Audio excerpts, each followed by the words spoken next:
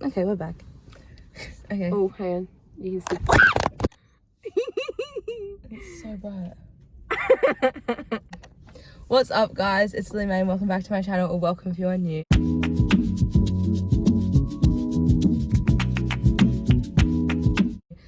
So in today's video, I have my first ever special guest other than my vlogs. It is my sister, Iona. Hello. So today we're gonna be just chatting, I guess. We've written down some questions. There was some that got put on like my question bubble on Instagram, but we've also added some just so we have some conversation starters. So we're gonna go through them, and then yeah, we'll just have a chat. We've separated it into 3 sections. So it is fun questions. Well, like they're all fun, let's be honest, but like more like not really any point to the questions. Questions about God, because that's like the whole point of my channel. And then questions to like finish and close, like future questions, if that makes sense, like looking forward to the future. Let's get straight on into the questions, I guess. First question. How to stay close as sisters? Am I answering it first? I think, I mean, when you're younger, it's obviously easier, I think, probably, because you just play together, do fun things and stuff like that. Like you just, yeah, a lot of sisters when they're little as well share rooms and stuff, so it's easier to stay close. But I think when you're older, maybe just like prioritizing time to spend together. I think that's what we do. I mean, we've always been pretty close, so I don't think it's been too difficult to do that. But I'd say like now, obviously we have our own lives and we're adults and we're working and stuff. Like I think prioritizing time for each other. I agree. I think it's a bit harder sometimes when like you have a really big age gap. So I think it's really important that it's like because Lily May was younger than me when I was like a teenager, being able to remind myself and understand that she's not going to be able to do the same things as me and vice versa. So being able to, in the moments that I could spend time with her doing the things that she likes, which filled her love tank up, and also then did mine because it was like it's hanging out with my sister, and then being able to then do that as well, so Lily May being able to do some of the things that I like, and then because she knows that that's something I like to do. Yeah, so compromising. So that was something I found that was really important. For context, we're 3 years apart, so like when she was 13 I was 10. I think prioritizing and then being able to like actually then make the time and compromise. That's good. Yeah. Cool. Next question. Have we always been so close? No kidding. I think we have, yeah, but there's like obviously been different eras of our sister like relationship. Like I think when we were little we were very, very close. Like I always wanted to, well, it was only us 2 for like a while, so like I always wanted to be doing what I was doing, and like in every single baby photo I'm like just looking at her, like it, yeah. And so like we were very close when we were little, and then it was that awkward phase when she hit 13 and I hit 10. We were like still close, but I think I just got more annoying, and then she got more like obviously teenager, so now I'm not in the same season as what you're in, whereas I just like was still in the mindset, and I was a very young, even when I hit teenager, very young teenager, like was still playing with dolls at like 14. So like we were doing very different things. So we're like parked up at a beach and there's people walking past. Yeah, so we were doing very different things. But I think, yeah, that was kind of the phase when we weren't really close. And then what would you say about now? When do you think we got closer after that? I think when we were both like teenagers in a way. I remember mum and all that would have conversations with us around like, guys, you just need to like just stop having these mini arguments, because we never really would have big ones. It would just be like the little ones, and then it'll just be then little bantering moments that like escalated really fast. Yeah, but I think it was then just kind of putting that aside and then actually going, I actually do like her company. And like we were And still we'll- close even in the 10 and 13 age. Yeah. We just kind of grew in it. It was, like Lima said, it was the awkward like 10, 13 when she was still like quite young. And I was, I think, ready to get out of being a child, which I think I did too quickly. But that's another story. And after that, then it was like, Yeah. it was okay and it was good. My turn. Fave thing about the other person. Oh. No, you go first. Compliment me. Fave thing about the other person. Lily Mae reminds me just how to continually, like, every day is like a new day. So no matter what the other day was beforehand, whether it was like really messy or like arguments or just wasn't a good day, like Lily Mae's very good at just leaving it in that day and then moving to the new day. And yeah, Lily Mae's very good at not holding grudges. Thank you. And being able to articulate being able to articulate what she actually is feeling, and then being able to go, cool, yep, so I hear you hear me, and then she actually moves on well, because it's not nice being able to like every day just feel like you feel like you've carried on the thing that was there the previous day into your new day. You feel very like, ugh. But Lily Mae doesn't. She like wakes up and she goes, oh, yep, new day, like as if yesterday never even happened. Yeah. So that helps me. Thank you. I think my favorite thing about Iona, she's just genuinely, I think, the kindest person on earth. Like, she really is. Like, there is not a mean bone in her body. Like, she sees the best in literally everyone, which sometimes can be like a problem if like a random stranger comes and says hello to her. Like, it can be a bit dangerous. But like, she just is very, very kind. Very kind. Very nice and very like pure. She's a very pure heart. So I think that's what I like the most about you. Yeah. Oh. Stop. How would you describe your relationship as sisters in one word? Chaotic. I think we bounce off of each other's energy. Like, no, ready? It's like a hyphenated word. It's a organized chaos. I'm the organized, she's the chaos. Because we like, when we're like, people don't realize it's like, obviously I'm extroverted and she's introverted. But when we're It's just exhausting being an extrovert. I kid you not. Talking to people is so exhausting. I honestly, I love people, but I hate them at the same time. I like my own space. And so like, there's that, and we're so different, but then when we're together, I think we're both just equally as weird and crazy, and people just look at us like, what the heck? Like, she brought her boyfriend over for family dinner. I felt so bad for him because we have so many inside jokes, and we were like laughing our head off. Like, our thing in our families, we always quote movies. And like, funny we do it phrases for 10 to from, 15 like, minutes. We've memorized so many, and Like Dr. Dolittle. and the I don't know funniest why thing, that's always. the funniest thing is when like no one actually has seen the movie or understands the phrase, so then it's really not funny to them, but we're like laughing our heads off. So Iona and I will do it off of each other for like 15 minutes straight, and he was sitting there like trying to follow what we're doing. So I think like when people see that, they're like, oh wait, they actually are very similar. So I think it would be chaotic. For me, childlike. Yeah. I mean, God always says for us to have a childlike faith, and so I think we are very much in my 20s, and I think I'm most like a child now than when I was like a teenager. And I think that's just us. So me and Lily Mae, we'll have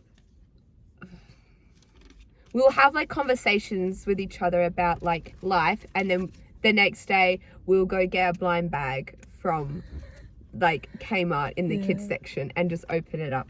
So I think that's how I would describe it. Okay, next section is God questions. yay. First one is, How do you stay connected to God in hard times when it's easier to quit. You did not I'm spell that right. dyslexic. Okay, leave me alone. Good question. Is it okay to say we're still figuring that out? Yeah, I think I'm still literally figuring that out because it is so easy to just run, I think. But the way I do that is I this sounds like kind of weird, but I'll like look up Bible verses relating to, and then I'll write the emotion on the thing I'm feeling. So like, say if I'm like depressed about something, then I'll like write Bible verses for when you're depressed, and then I'll like, usually I do it on ChatGPT, and then it'll like give me like Bible verses, and then I'll go into my Bible and like highlight, and then I'll read what was before that and what was after that, and like the book in that Bible of that Bible verse, and like do that. Or like just I usually go to mom and dad and say, hey, I'm struggling with this, and then they just like give me advice, pray for me, and then like tell me how I can go to God in that, I guess. And then also just praying. You need to pray it's easier to not pray. It's easier if someone's hurt you, especially, it's easier to gossip about them than to pray. But you gotta pray for them. What about you? I play my piano. She's a little music girly. I think I Sorry, we get distractions. I do that. I find like one of maybe a favorite worship song, and I just play that. Us as a family are doing devotions weekly devotions, and when I do that, it actually really helps, because sometimes I struggle to do things myself and get motivated to do things myself. So when I do things with family, it then motivates me to do things myself. Being out in nature, it's hard because I very much go walk, won't you? Yeah, I'll go for a walk, and it helps me because then I'm like, oh, I don't like actually listening to the world. Yeah. To be quite honest, because I get distracted by everything. So I listen to then a podcast, and that really helps, or worship music, and then I pray while I walk. How can you bring each other closer to God? Lily Mae, very simple. Lily Mae reminds me to just go to God. Like, have you prayed? Or have you asked God? And just like those small things reminds me to go and do that. Iona, she's lived a bit more like life than me. Walked through quite a lot more than I have to. So I think for wisdom, and like if I'm going through a phase, like when I was like, to say it was like first heartbreak, she'd already gone through that because she's older than me. So then I was able to like go, how did you seek God in this? We go, how are you and God doing? That's like a little phrase that our family have for each other. Yeah. What has God been teaching you most right now? So many things. Do we have an hour? God has been teaching me that, actually, I just found it when I was flicking, because I'm a flicker. In my Bible, I was flicking through my Bible, and there was like a subheading in Jeremiah 31 where it says, the Lord will turn mourning to joy. I was like, So I think what God's been teaching me is in the morning, like for me, like how there's joy in the morning. Joy is in the massive joyful positive bits, and also in the morning and hardships and the real challenges, and then in the joy, like you can choose to have joy in all those things. I think for me it's like that I'm more capable than I think, and more stronger than I think I am. Like I think it's more just like at the moment he's showing me to like how he sees me, and so like I should see myself how he sees me, I guess. Yeah, I think that's what he's been teaching me. An encounter with God you'll never forget. Ooh. Oh, I didn't see this question. Oh. I think when we first moved to churches, within that year, I like got baptized at the new church, got like, you know, saved, like stuff like that. But anyway, part of my testimony is that like I recommitted my life at that church. And so I think that encounter in itself, I was at like a culture night, which is a youth event. at our church, and then like I was just, you know, in like I went up the front for like a recommitment of my life. And I remember it was our our next generation pastor's wife that was praying for me. And then she was like, I just remember feeling like that's the first time I'd like felt God, I think. Like tingly hand, like his presence like on me, I think. Yeah. No, I don't think I know. I think an encounter with God I'll never forget was actually this year.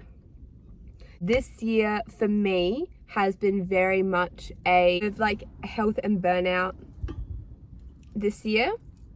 And there was one Sunday morning where I was standing, and then the pastor came and just said, God is just telling me that, and like the storm is like, there's so much in my life right now, and then like God's just given me a pillow and saying that I can rest. And I never felt more like boom, just like I fell asleep in terms of like with the spirit, like okay, I'll rest, and my whole body was just like, I didn't realize, but just went zoom. And once I kind of did that, then I felt like at peace. I didn't want to leave. Favorite Bible verse. Mine is Philippians 4. Oh, she's on it. 6-7, which is, don't worry about anything, but in everything. But in everything, through prayer and petition with thanksgiving, present your requests to God, and the peace of God, which surpasses all understanding, will guard your hearts and your mind in Christ Jesus. This is like kind of a verse I got given to me when I was like going through fear and anxiety and like insomnia and stuff like that. So that one's my favorite. Nice. I have it up on my wall. I read it. Is that the one that the lady made?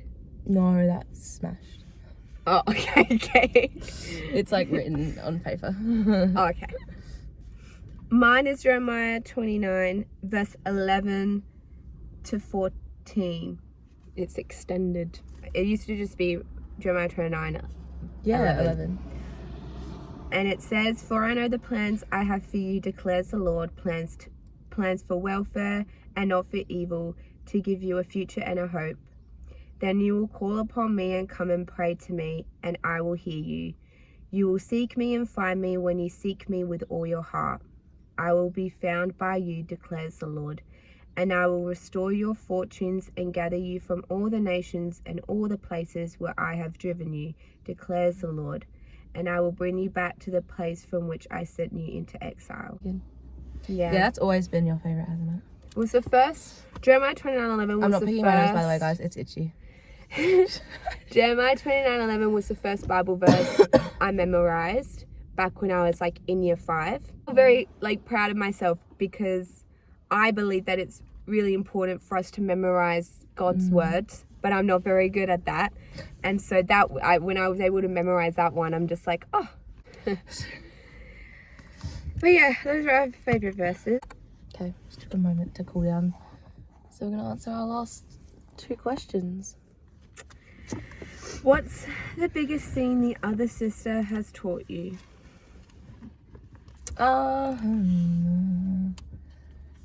I think that like she's helped me like see that I'm like not a good person, but like I'm beautiful, made in the image of God type thing. Yeah. That's lovely. What have I taught you? I'm a wise person, so I'm kidding. I think that I deserve to have joy. Yeah. And to embrace my inner child and to have fun, and life is for living. Yeah, enjoy it. What is something you are praying for the future right now? You go first. That I have joy, that I experience and learn to live in joy.